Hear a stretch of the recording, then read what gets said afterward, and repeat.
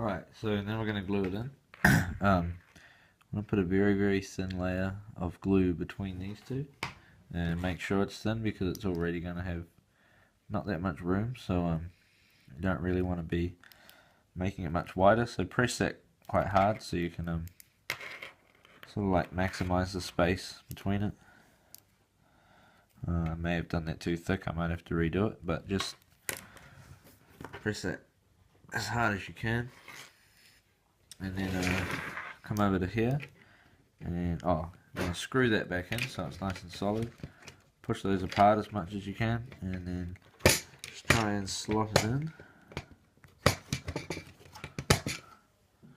So it's already a pretty tight fit without any glue, but we're still going to glue it.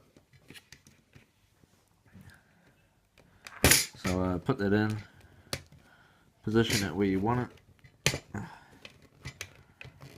It is quite tight. Oh.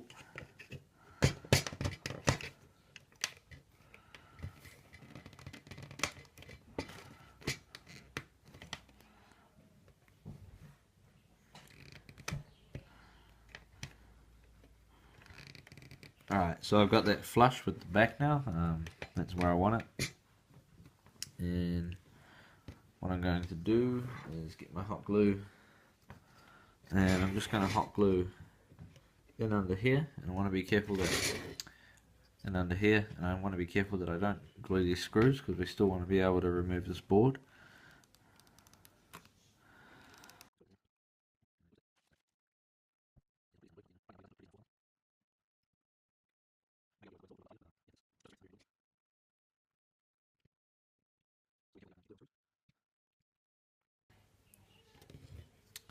Alright, so now that that's glued, that's good, and wait for that to dry, and your power port should be good to go. While it's drying, don't recommend doing it while it's drying, but once it's dried, we can get on to splicing this cable here and this one of these cables. Okay, next we're going to be splicing this test USB that we had before and one of the new micro USBs that I've just put in together. So putting this and this together. So if you've got like crimping tools and things, then this is the time to use them, or if you're like me, want to cut that. Okay, first thing you want to do, cut the end off this.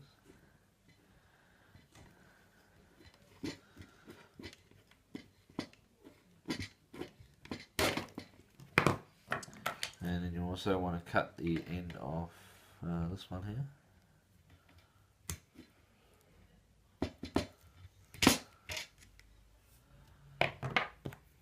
So let's put these to the side. Don't think we'll use them, but never know.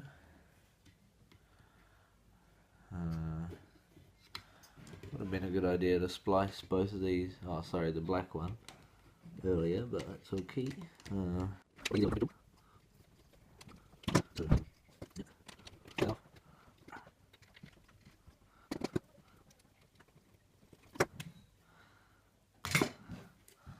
Okay, so I got that off, and now I'll go to the other one. Alright, so I'm going to go ahead and do that, and then I'll come back.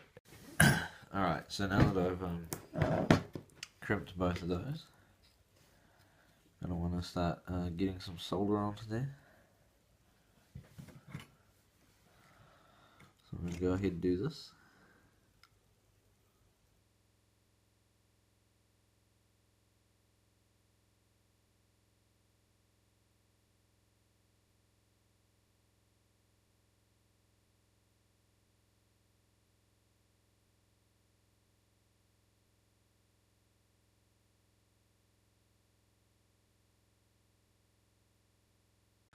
Alright, so while that just sets itself, even though it's probably already set, I'm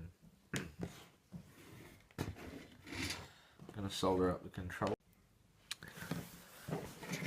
Next we want to start on the controllers. Just pull them off, just the 2 screws, and you can either desolder all this or you can just rip it off. Desoldering is tidier, but it takes a lot of time, so I'm just going to rip it off. You want to sort of like lever it. There's a bit of work to rip it off too. Might take you a little while, but certainly still a lot easier than ripping it. No, sorry, desoldering it.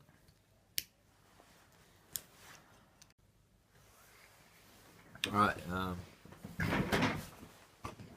so now I've gotten it to here. Going to want to make sure you keep these 2 things if you did pull them out, just so we can put them back in later, because it's got the controller locking just there. And so we're going to want to merge this with this, and first thing I'm going to want to do is carefully pry these open. So just be careful as you do this, whatever you choose to do it with. Might take a while. There's a seam that just runs along the middle here, well, on my ones anyway. It can be easier to maybe just get the knife in there and turn it around.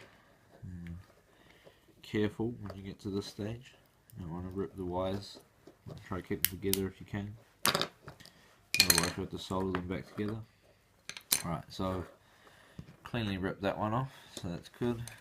And then put these to the side and go to your second one.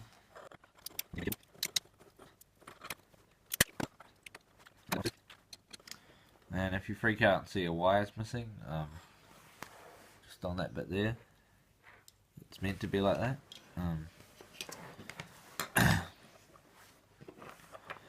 So at this point we're going to want to be taking all of these wires out of here and attempting to then place it into there. So to do that, well, sorry, before you do that, you're going to want to write down the color order of the wires of whatever they are for you, and then also look at this and see which one is controller 1. So if you hold the USB up the right way, follow the cord down, find the one on the left, assuming the wire's not twisted, and it's the right way up, which you'll be able to see with this metal bit. That will be your controller 1, and that will be your controller 2. And if you get them run the wrong way, you can just change it in the config in RetroPie anyway. So I'm going to go ahead and carefully try to get these out. I don't think I'll get them all out successfully, so I am prepared to resolder some of them, but I'm going to try my best.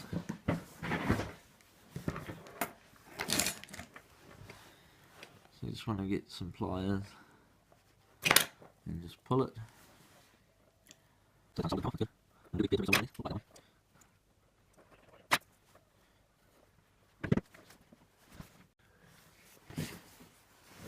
So I've just written down my colours before I go any further. Make sure you do that, it will come in handy later. So just keep going along carefully.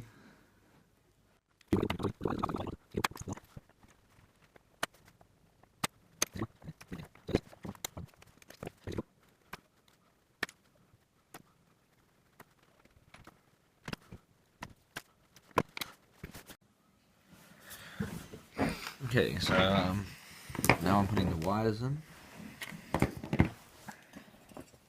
So you're going to want to make sure you keep the colours correct. So I've got my brown, my white, and I've got the grey.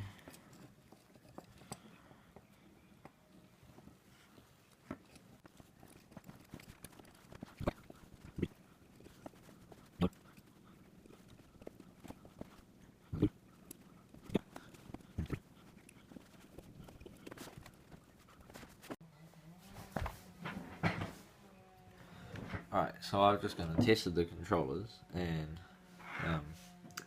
see here that I've glued it up. So before you glue it up and doing this, just make sure that the controller doesn't, the wires just don't desolder after time and just secures everything in place. So you want to do a line of hot glue along the wires and make sure these wires are just a bit limp, and then do a line of hot glue just to secure this black bit here. So make sure you test the controllers before you do this, because if you do have to resolder anything because you've done it wrong, then you don't want to have to try and take off this layer of glue. So I've tested them both, they're both working, and just put a generous amount of glue in here.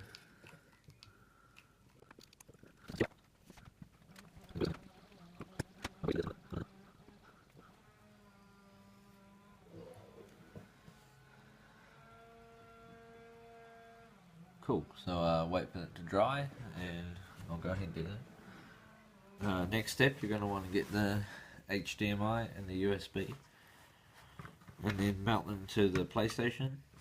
Haven't seen anyone else do this before, but today I'm going to be putting them on the top just because it's going to be cleaner and better attached than on the bottom. Will be a bit of a hassle when you're pulling it apart, but I mean, you're not going to be doing that too often, so just for strength, I think it's better to put them up the top. And the eject isn't getting jammed. The HDMI isn't in yet, but it just fits. So for this, you're going to want hot glue gun, and let's get the hot glue up in there.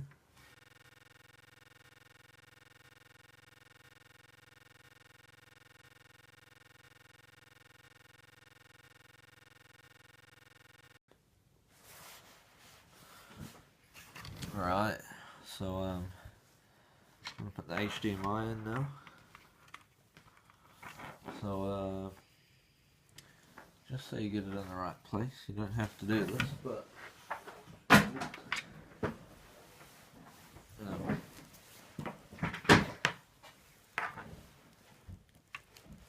have a HDMI hook cord handy, just connect it.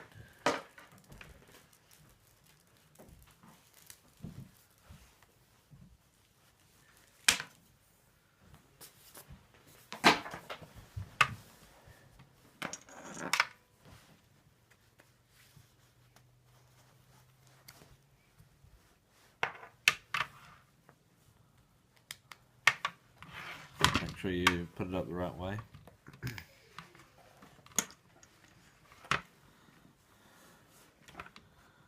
So put that into place.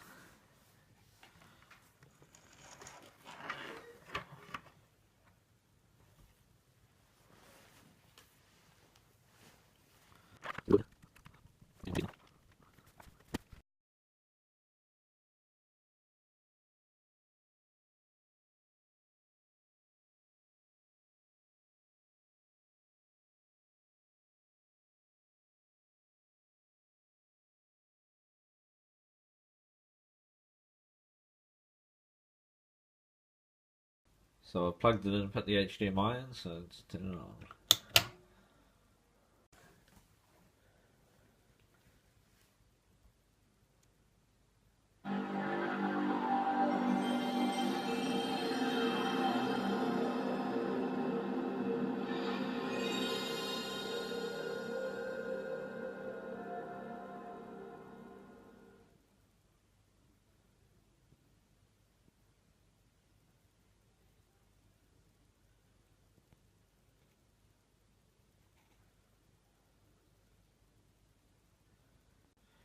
Right, so I got it turned on now, so I'm just going to go ahead and plug in the PS1 controller. So I got that in.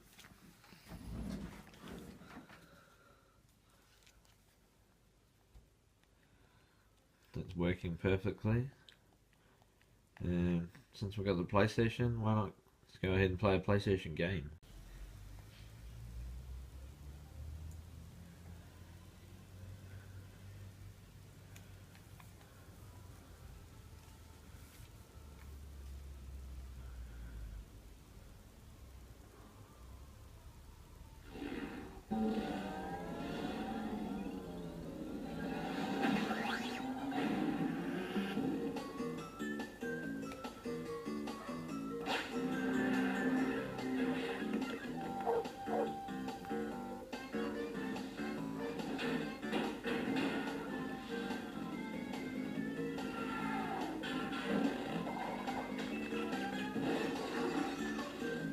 Crash Bandicoot 2 or